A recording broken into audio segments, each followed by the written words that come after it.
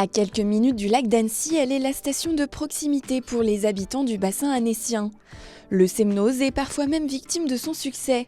L'agglomération annécienne et le département de la Haute-Savoie ont allié leurs forces pour financer des travaux nécessaires d'après les deux institutions. Le conseil départemental a compris effectivement qu'il y avait une capacité à pouvoir nous soutenir dans des actions qui étaient nécessaires pour le développement et leur politique publique aussi en matière de développement du ski nordique. Et donc c'est la première page et le premier facteur de notre feuille de route que nous allons mettre en application. Donc développement du ski nordique. Il faut savoir que cet hiver, 44% de progression de fréquentation de notre espace nordique qui avait besoin de rénovation. Et donc c'est en cela qu'on va rénover, par exemple le stade de biathlon.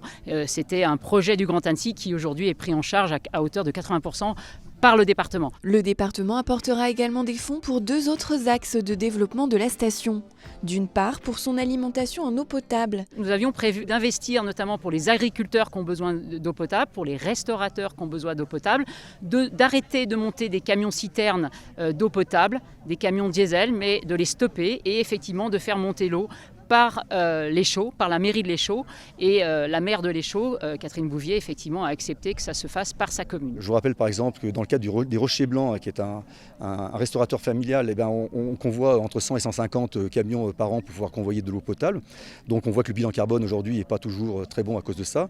Et donc l'eau potable est un élément fort qui fait que si on veut maintenir les alpagistes, si on veut maintenir l'économie du Semnoz, et principalement avec les restaurateurs, eh bien l'eau, normalement, doit être sur le Semnoz.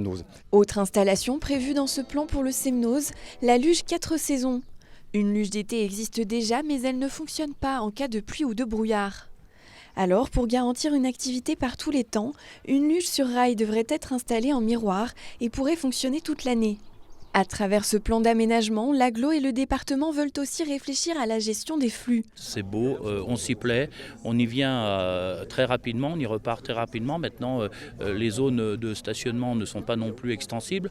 Le Grand Annecy réfléchit à des solutions de mobilité qui vont être mises en œuvre très prochainement pour faciliter l'accès des publics environnants qui viennent fréquenter ce site. Donc là encore, il y a un regard qui est porté sur l'amélioration de l'offre touristique tout en préservant l'environnement. Les aménagements prévus sur ce site coûteront plus de 6 millions d'euros. Le département financera près de la moitié du projet.